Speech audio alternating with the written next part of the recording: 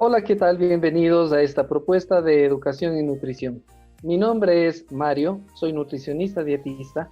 El día de hoy vamos a conversar sobre obesidad y sobrepeso en tiempos de COVID. Me acompaña en esta ocasión mi colega Gabriela Orellana, con quien iremos despejando algunas dudas sobre este tema que nos atañe a todos, puesto que con esta pandemia hemos visto que muchos de los malos hábitos alimenticios que nosotros tenemos nos están pasando factura. Buenas noches, Gaby, un gusto tenerte conmigo.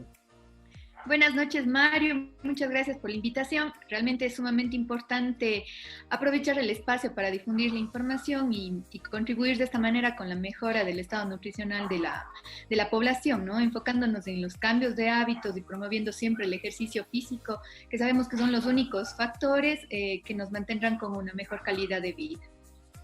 Claro que sí, Gaby, por supuesto.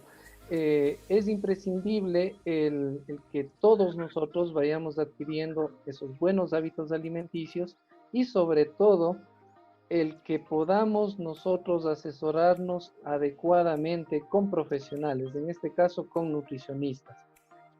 Vayamos conceptualizando un poquito, Gaby. De pronto, eh, los que nos vean van a decir, bueno, he subido un poquito de peso.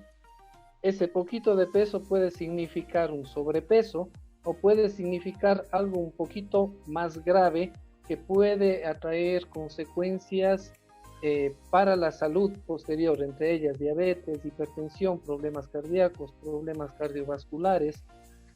Vayamos conceptualizando qué es el sobrepeso y qué es la obesidad. Pues bueno, partamos de que la obesidad prácticamente actualmente es un problema de salud pública y mundial, ¿no? Quiere decir que es un problema muy fuerte actualmente y prácticamente se define por ser una enfermedad poligénica común altamente prevalente. Poligénica porque participa varios genes o factores que la van a generar y está calificado por ser un proceso inflamatorio de bajo impacto, con características similares a cualquier otra inflamación, pero en menor intensidad. Bueno, entonces podríamos decir nosotros que esta obesidad es multifactorial, es decir, no es solo porque yo como mal o no es solo porque yo no hago ejercicio. Ahora, ahora bien, durante esta pandemia, ¿cómo afectó esto a los hábitos alimenticios de las personas? Gracias, Mario.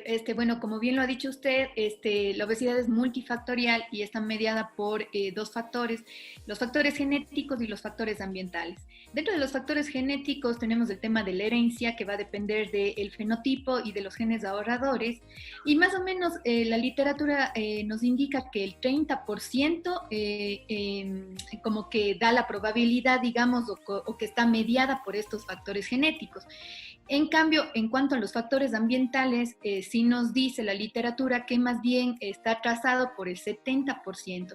Quiere decir que de esta manera la pandemia ha afectado, digamos, los hábitos, principalmente porque, primeramente por un desequilibrio energético, que es un factor ambiental. Sabemos que se ha demostrado que cuando estamos en medio de un ambiente obesogénico, las porciones son prácticamente alimentarias, digamos, son como desmesuradas, ¿no? Entonces no se tiene no se tiene, digamos, una porción correcta para obtener un equilibrio energético negativo, en este caso, para evitar la ganancia de peso. Aparte de esto, también como un factor ambiental está la actividad física, porque cada vez la actividad física, como nos hemos dado cuenta, más bien dicho, el ejercicio físico es menor. O sea, los niños ya hacen muy poco ejercicio, aparte de lo que comúnmente se hacen con las actividades normales. Los adultos igual, muy poco ejercicio planificado, ¿no?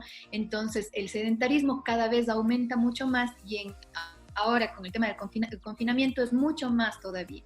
Y también dentro de otro factor ambiental están los hábitos alimentarios, ¿no? O sea, tenemos un problema muy grande, principalmente con la denominada comida chatarra, por decirlo así entre comillas, porque cada vez tenemos mayor producción de estos alimentos que son insalubres o de estos productos que son insalubres cada vez es más, ¿no es cierto? Pero aparte de eso, sí hablaríamos un poco de la alimentación desproporcionada. O sea, de la cantidad de alimentos que, como usted sabe, o sea, generalmente en nuestra población se maneja los mismos grupos de alimentos, pero en porciones inadecuadas e incorrectas. Como siempre digo, no está mal el mezclar o el mezclar alimentos del mismo grupo, porque va a depender mucho los requerimientos del paciente. En este caso se podría hacer una mezcla alimentaria, pero el problema está cuando se sobrepasa la cantidad de lo que el paciente requiere. Ese realmente sí es un problema, ¿no?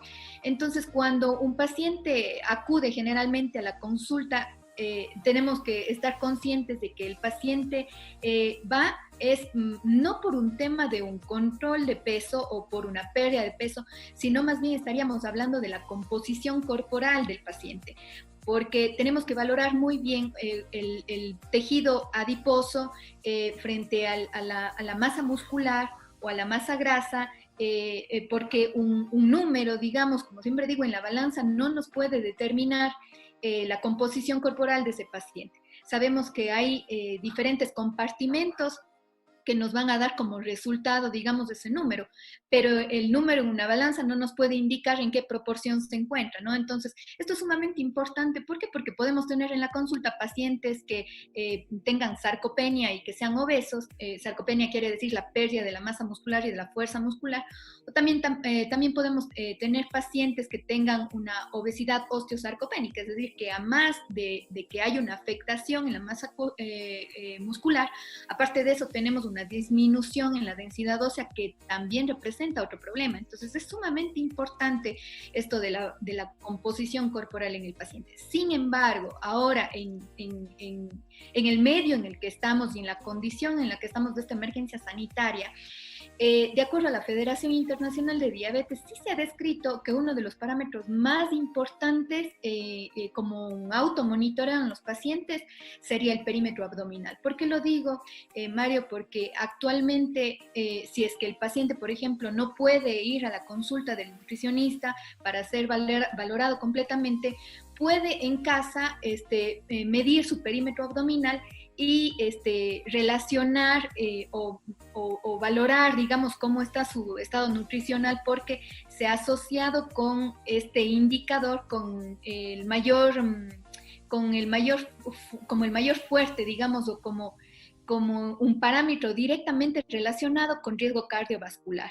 ¿Sí? Entonces, los puntos de corte para estos es para las mujeres de 80 a 88 centímetros como máximo, y en los hombres de 94 a 102 como máximo. Entonces, si el paciente tiene más de estos parámetros que se indica, ya tiene un riesgo cardiovascular, ¿no? Porque la acumulación del tejido adiposo de la masa grasa generalmente se da en el perímetro abdominal. Nosotros como profesionales, nosotros manejamos uno de estos indicadores, que es justamente el índice de cintura-cadera, que casi va de la mano con lo que tú dices del perímetro abdominal, que también los pacientes podrían hacer en casa. Ahora bien, ¿qué consecuencias va a traer tanto a corto plazo como a largo plazo para las personas que por obvias razones están con sobrepeso? Ahora, bajo estas condiciones, subieron al siguiente rango, que es obesidad. ¿Qué consecuencias para su salud podría acarrearles? Bueno, en realidad siempre se ha considerado la expansión del tejido adiposo como no favorable, ¿no? Nunca ha sido favorable la expansión del tejido adiposo porque existe mayor estrés oxidativo a nivel celular, porque provoca daño en las células, ¿no? Porque puede haber una senescencia de las mismas, hay un daño del DNA y pueden haber mayor problemas metabólicos funcionales, porque recordemos que el tejido adiposo es un órgano endocrino, ¿no es cierto?, en donde ocurren cambios que van a producir mayor inflamación, y se ha visto que personas generalmente con obesidad abdominal tienen un porcentaje menor de una hormona que se llama adiponectina, que es una hormona antiinflamatoria, antidiabética, antiglicémica. Entonces, por esto los pacientes con obesidad tienen mayor riesgo y mayor complicaciones. Entonces, es sumamente importante saber de qué manera va a contribuir la nutrición y la alimentación sana en el organismo de las personas, ¿no? Y en este aspecto se consideran tres aristas, digámoslo así, que son de suma importancia para la mantención del peso. Como primer punto, la salud ósea, directamente el hueso. El hueso se asocia con el metabolismo energético directamente porque existe una hormona en el hueso que se llama osteocalcina carboxilada y que generalmente sale a la circulación jugando un papel sumamente importante que va a regular todos los procesos de sensibilidad a la insulina. Y entonces desde el hueso se ha descrito que existe una conexión metabólica que es sumamente importante. Es por esa la importancia, entre muchas más, de fortalecer el músculo para poder proteger a nuestros huesos, ¿no? Y por eso es que los ejercicios de fuerza están muy indicados. A veces, generalmente las mujeres tenemos como un poco de recelo por decir que tal vez al hacer ejercicios de fuerza nos van a como hacer como, por decirlo así, como anchas, ¿no? Entonces nos asusta un poco el tema, pero el trabajo con pesos, con fuerzas, es muy importante para poderle ayudar al hueso a que exista un soporte mediado por ese músculo, ¿no? Por una buena musculatura. Entonces, una persona con obesidad, en donde va a prevalecer el tejido adiposo, va a tener siempre un mayor riesgo de inflamación. Y la inflamación no favorece un adecuado recambio óseo-mineral. Y a cambio de esto, o sea, sabemos que hay mayor cantidad de citoquinas proinflamatorias, se produce mayor destrucción. Cabe recalcar que en este caso el azúcar, por ejemplo, promueve la respuesta inflamatoria. Es por eso que es una de las indicaciones de los nutricionistas que siempre decimos, trate de evitar el azúcar, ¿no? Hay mayor estrés oxidativo, hay un mayor estrés celular y por esto se va a producir una destrucción de estos tejidos y una senescencia celular, quiere decir una muerte celular. Y acordémonos que esta muerte celular va a estar, o el daño celular, digamos, va a estar en relación con procesos de tipo oncológicos o cancerígenos, ¿sí? Entonces es sumamente importante. Seguido a eso también tenemos la microbiota intestinal, que en el caso de la obesidad, por ejemplo, también es un determinante, por ejemplo, para contribuir con el daño progresivo y llegar a la obesidad, ¿no es cierto? Entonces, actualmente la microbiota se considera como nuestro segundo cerebro. Se trata de millones de bacterias que habitan nuestro intestino y que prácticamente se encargan de cumplir funciones metabólicas, tróficas, inmunitarias, como por ejemplo regular procesos de hambre y saciedad, porque cabe recalcar, Mario, que nosotros somos biología pura, ¿sí? O sea, todo está regulado y conectado en nuestro cuerpo. El intestino tiene que ver muchísimo con regular procesos de hambre y saciedad. Van a sintetizar vitaminas, vamos a sintetizar hormonas e inclusive también se encargan de formar químicos que envían señales a nuestro cerebro para indicar nuestro estado de ánimo, ¿sí? Entonces, en este caso se han descrito que existen varios tipos de bacterias, pero entre estas se ha asociado a dos específicas que son los firmicutes y los bacteroidetes. Y se ha descrito que los firmicutes, o se ha encontrado que los firmicutes se encuentran en pacientes o en el intestino de pacientes que tienen obesidad, y los bacteroidetes se han relacionado más bien en el intestino de personas delgadas. Es decir, los firmicutes van a aumentar el riesgo de sobrepeso y obesidad. Y también se ha descrito que las personas que consumen un mayor porcentaje de azúcar, de grasa saturada, van a disponer de mayor proporción de este tipo de bacterias. Esa es otra razón por la que siempre les decimos a los pacientes, evite azúcar, evite grasa saturada, ¿no es cierto? Porque a veces, de pronto, por el desconocimiento de las personas, no saben y entonces desmesuradamente se consumen estos productos, ¿no? Entonces, ahora, ¿de qué se alimentan estas bacterias? ¿Sí? Para que la gente tenga conocimiento, pues principalmente son prebióticos y probióticos. Los prebióticos es la fibra no digerible que produce fermentación en el intestino, produciendo ácidos grasos de cadena corta y que van a colaborar, digamos, como ser alimento para estas bacterias. Y en cambio, lo que nos ayuda a repoblar la microbiota son los probióticos, que son generalmente los microorganismos que encontramos en alimentos fermentados, como por ejemplo el yogur, el kefir, el chucrut, por ejemplo, etcétera. O sea, todo alimento fermentado que es una muy buena opción para alimentar, en este caso, a la microbiota. ¿sí? Entonces, dentro de las fuentes de prebióticos tenemos la oligofructosa y los betaglucanos, que son estos dos polisacáridos, y dentro de este grupo, los alimentos que lo contienen como tal son el trigo, la avena, la cebada, el centeno, los granos, los guineos, las manzanas, por ejemplo, la alcachofa, los espárragos, el amaranto, etcétera. Es decir, tenemos infinidad de alimentos, pero siempre nos vamos a enfocar en que la alimentación, mientras más natural sea, mucho mejor para estas bacterias que habitan en nuestro intestino y que son tan beneficiosas para nosotros, ¿no? Entonces, es esa la razón por la que siempre les decimos a los pacientes: aliméntese más sanamente, escoja alimentos más naturales, ¿no? No evite los alimentos que sean ultra procesados, evite el alcohol, el tabaco, porque generalmente estos productos tienden a dañar esta microbiota. Y también es muy importante el saber que, por ejemplo, se indica que más o menos se tenga como variedad de alimentos, porque las bacterias a veces son como un tanto, les gusta como escoger, digamos así, lo que van a comer, entre comillas, y les gusta la variedad. Entonces, por eso decimos también que se tiene que variar y que por lo menos se debe incluir en la semana alrededor de 30 alimentos diferentes, estudia la bibliografía, ¿no? 30 alimentos diferentes para darle variedad. Inclusive, por ejemplo, si yo voy a comer manzana, que sea variedad de manzana, manzana roja, manzana verde, manzana ana, por decirlo así, y escoger entre diferentes para darles variedad. Entonces eso es sumamente importante, ¿no? Y como tercer punto, lo que afecta también es el tema de la masa muscular.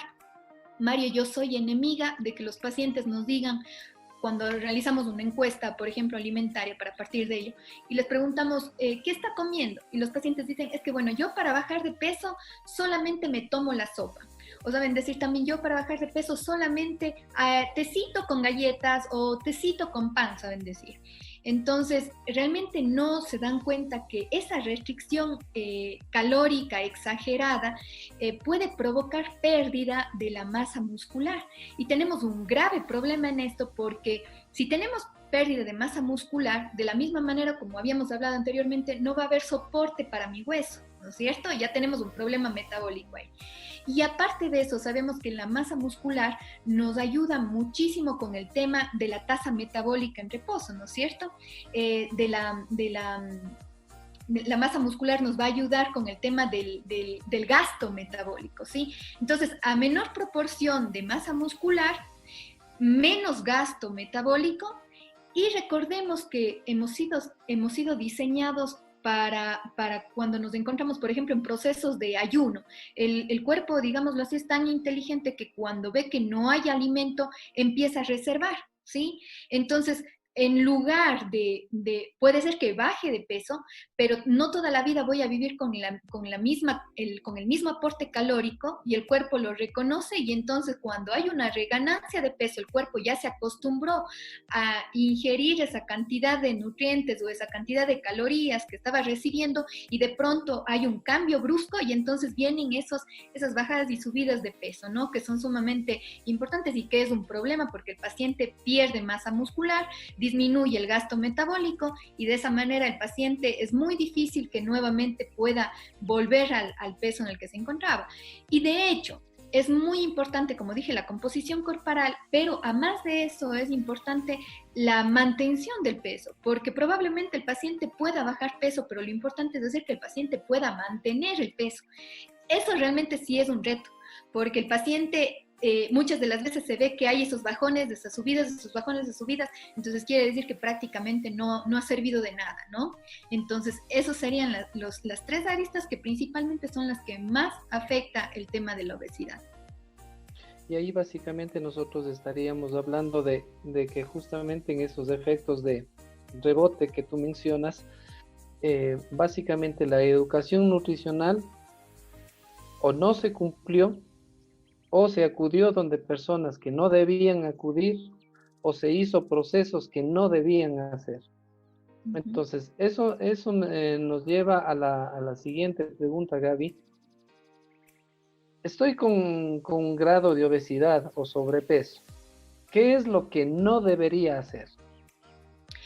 Bueno, ¿qué no deberíamos hacer? En este periodo de confinamiento se debe ajustar prácticamente el aporte calórico para evitar un superávit energético y un aumento de peso y que de esta manera se provoque un cambio en la composición corporal. Es decir, no debemos exagerar en la porción de alimentos, especialmente si son hidratos de carbono, específicamente almidón, para que pueda existir un adecuado balance energético, porque generalmente el que más problema nos da, no porque sea malo, no porque hemos dicho que ningún alimento es malo, pero sí debemos consumirlos en proporciones correctas. Y ahora que nos encontramos con un déficit de actividad, entonces si es que desproporcionamos esa cantidad, entonces vamos a tener un incremento de peso, ¿no? Lo segundo que no debemos hacer es no dormir tarde, puesto que existe una hormona que se llama cortisol, que si se activa por la noche podría provocar un almacenamiento de grasa a nivel del abdomen. Entonces, justamente lo que hablábamos anteriormente, recordemos que el perímetro abdominal es un indicador directo de riesgo cardiovascular. Entonces, es por eso que el dormir temprano, por lo menos unas 7 horas en personas que somos adultas, es muy importante. Recordemos que también cuando somos adultos estamos produciendo hormona de crecimiento, que también es muy importante con todo lo que hemos hablado, ¿no? La hormona de crecimiento también está en relación directa con el control del peso, con la densidad ósea mineral, ¿sí? O sea, como dije anteriormente, somos biología pura y todo nuestro cuerpo está regulado y conectado todo el cuerpo, ¿sí? El tercer punto sería no ingerir bebidas alcohólicas, no fumar, porque es un factor de riesgo cardiovascular también directo, el tabaco, ¿no? Y tratar de no permanecer sedentarios, o sea, mientras se realiza actividad, o sea, digámoslo así, si por último usted no puede salir todavía a hacer algún tipo de ejercicio físico planificado, entonces trate de mantenerse activo en casa. O sea, trate de no permanecer tanto tiempo sentado frente a la computadora, párese, o sea, esté en la computadora haciendo sus trabajos tal vez, pero de pie, ¿sí? Escribiendo, pero de pie, limpiando, barriendo, etcétera. O sea, pero trate de moverse, trate de no estar sentado demasiado tiempo, más de 4 a 6 horas, ¿no? Trate de no estar sentado. Durante este confinamiento se ha visto mucha infodemia, es decir, mucha información, tanto nutricional, tanto médica, muchas de ellas que nos llevan a consumir alimentos que no deberíamos o en porciones que no deberíamos. De hecho, justamente ahora, cada que se abre páginas como Facebook, uno ve una montonera de opciones de dietas, ve unas opciones de productos para bajar de peso, ve opciones de tratamientos para bajar de peso, que muchos de ellos no tienen esta base científica, llamémosle así, que tenemos nosotros los nutricionistas en la planificación de, no le llamemos dieta, porque la gente escucha dieta y enseguidita se nos asusta. Llamémosle más bien el plan de alimentación. Entonces, como nutricionistas, ¿cómo podemos nosotros dar esas recomendaciones nutricionales a la población sin que se confunda con esta infodemia? Así es, y es penoso realmente ver cómo hay gente también que se aprovecha de la gente que tal vez no tiene el conocimiento, Mario. Bueno, la indicación adecuada siempre, siempre, siempre será el consumo de frutas y verduras, ¿no? El consumo de antioxidantes como polifenoles, como flavonoides, por ejemplo, que generalmente están contenidos en estos alimentos, son sumamente importantes. Además, porque el aporte de vitamina C va a ayudar a sintetizar colágeno, que es importante para nuestra red, ¿no? Que va a llevar el soporte a nuestros huesos. Y aparte de eso, también estos alimentos tienen magnesio y potasio que van a ayudar a promover el depósito de calcio en los huesos. Y se recomienda que generalmente se consuma por lo menos una ración de fruta y de verdura por cada tiempo de comida. Entonces, esto quiere decir que serían de 3 a 4 porciones de fruta y las 2 raciones de fruta, en este caso, ¿no? Para almuerzo y merienda. Esa es la importancia de todo lo que hemos hablado hoy. O sea, esa es la importancia del por qué siempre los nutricionistas decimos, coma más vegetales, coma más frutas, ¿sí? Esa es la importancia. Además, también se recomienda consumir ácidos grasos poliinsaturados y monoinsaturados, como por ejemplo nueces, almendras, aguacate, aceite de oliva, pescado, por ejemplo, como fuente de omega 3. Y cabe recalcar que si es que por A o B motivo las personas no tuvieran la posibilidad de comprar, por ejemplo, el aceite de oliva, podemos optar también por el aguacate, que es una excelente opción que va, digamos, como puede ser, podemos cambiarlo por el otro, ¿no? Porque la composición nutricional es exactamente la misma. Entonces es sumamente importante informar también eso a la gente, ¿no? También debemos recordar que el recambio óseo-mineral va a depender de una sinergia de nutrientes, ¿no? De un juego de nutrientes en donde va a intervenir la proteína, la vitamina D, va a intervenir la lactosa. Recordemos que para que haya fijación del calcio y una buena absorción de calcio necesitamos de proteína y lactosa. Y los antioxidantes también, que por este motivo también están muy indicados por lo que había mencionado anteriormente.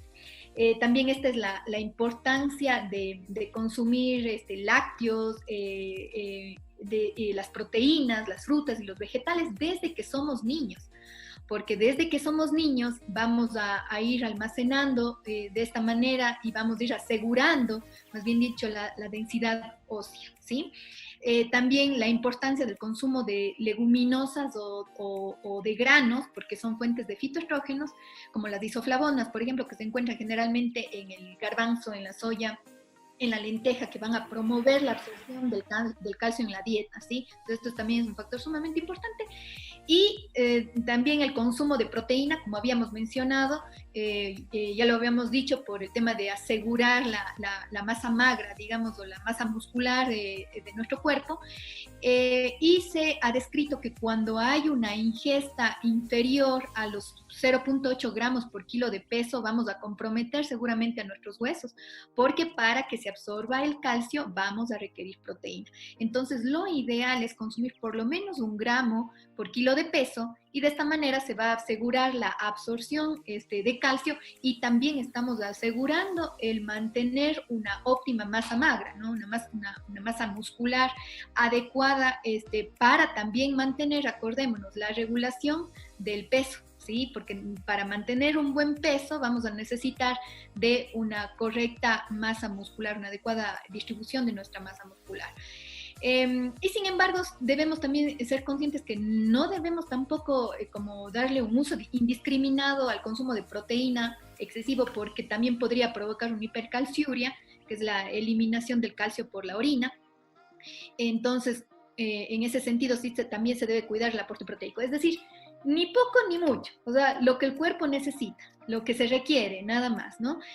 También debemos evitar el consumo de algunos alimentos adicionales a la proteína que también pueden causar una hipercalciuria, como por ejemplo el consumo excesivo de sal, el ácido fosfórico, el excesivo consumo de cafeína, por ejemplo, que se ha recomendado no consumir demasiado café durante el día también. Es un excelente antioxidante el café, pero tampoco podemos exagerar, ¿sí?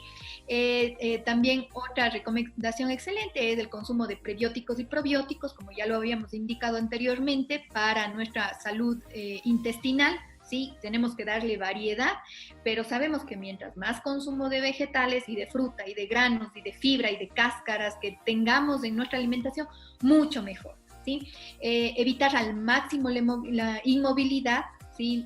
No estar más de 4 o 6 horas sentados, porque vamos a perder musculatura y densidad ósea. Y dormir y descansar adecuadamente, como habíamos mencionado anteriormente, por lo menos 7 horas al día. Y sumado a eso, yo le pondría la parte emocional, el manejo de las emociones, dado que hay pacientes que nos dicen en consulta que comen ya sea por estrés, por aburrimiento, por tristeza, incluso por alegría, comen más. Entonces, el manejo también de las emociones sería una parte importantísima. Como tú dices, Gaby, nosotros somos personas o seres complejos, entonces, por lo tanto, Los tratamientos también deberían ser de esa forma, es decir, la parte física, la parte emocional, la parte psicológica y por supuesto la parte alimentaria. Así es, Mario. Nada más una cosita más antes de terminar. Quisiera yo indicar en dónde las personas pueden encontrar proteína, porque muchas de las veces los pacientes no saben y por eso tal vez tenemos malas mezclas alimentarias. Entonces vamos a escoger siempre la proteína de alto valor biológico como leche, como queso, como el yogur, por ejemplo. También tenemos la carne y cuando hablo de carne hago referencia a todo tejido conectivo de un animal. Sí, porque a veces los pacientes dicen res, ay no es solo res, es pollo, es pescado, ¿no es cierto? Y los huevos, que es un alimento excelente, el huevo es excelente y bueno, obviamente va a depender de la condición, de pronto si es que no hay alguna patología asociada que haya que analizar, ¿no? Porque acordémonos que aparte de la composición corporal, la valoración de un paciente también está regulada o mediada, tenemos que analizar bioquímica sanguínea, tenemos que revisar, bueno, una serie de cosas más. Pero en todo caso, estamos hablando de manera general, el huevo es un alimento excelente. Y de hecho, los alimentos fuentes de proteínas son saciógenos y es esta la razón por la que se recomienda también que se dé la prioridad de consumo que requiere, porque a veces nuestra población está muy acostumbrada a comer mucha harina.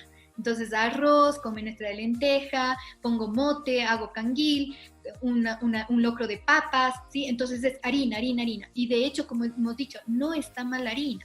El problema está cuando se come indiscriminadamente, cuando se come más de lo que se requiere. Y generalmente nos llenamos de harina prácticamente y la proteína pasa a segundo plano. Ya casi ni la comemos. Entonces, cuando hacemos la encuesta nutricional al paciente, una anamnesis, nos damos cuenta de que si el paciente requería unos 60 gramos de proteína, el paciente ha estado comiendo 20. ¿Sí?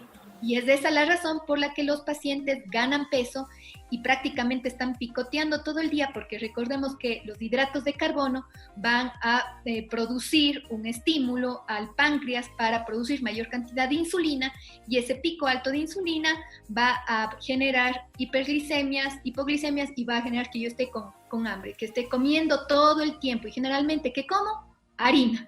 ¿Sí? Entonces eso es sumamente importante y los pacientes tienen que aprender a reconocer los grupos de alimentos. Gavita, realmente este es un tema que nos tomaría mucho tiempo el poder eh, tratar y educar a la población. En este cortito tiempo, como que hemos tratado de resumir lo que se debe hacer y lo que no deben hacer los pacientes. Gavita, ¿habrá pacientes o personas que deseen contactar con usted para esa asesoría nutricional? Si nos puedes indicar en dónde te podemos localizar y en qué parte de nuestro lindo Ecuador eres. Bueno, Mario, y yo soy de Cuenca y actualmente trabajo en el hospital José Carrasco Artiaga de manera pública, ¿no? Y de manera privada atiendo en Cepadipié, que es una consulta especializada para pacientes diabéticos y enfermedades de los pies. Este es un equipo multidisciplinario que se encarga de tratar enfermedades metabólicas, ¿no? Y estamos ubicados en el Paseo de los Cañaris, 299 y Cacique Chaparro. Sí, entonces el número de contacto es el 0987-210207. Así que ya saben todos, tenemos una nutricionista calificada en la ciudad de Cuenca, así que pueden ir a contactar con ella. Muchísimas gracias, Gaby, por aceptar la invitación a esta propuesta de educación y nutrición.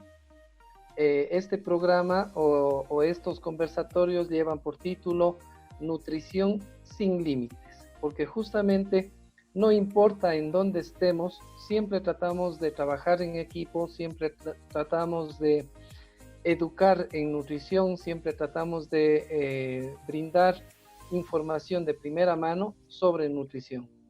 De mi parte te agradezco muchísimo, Gaby, y será hasta otra oportunidad.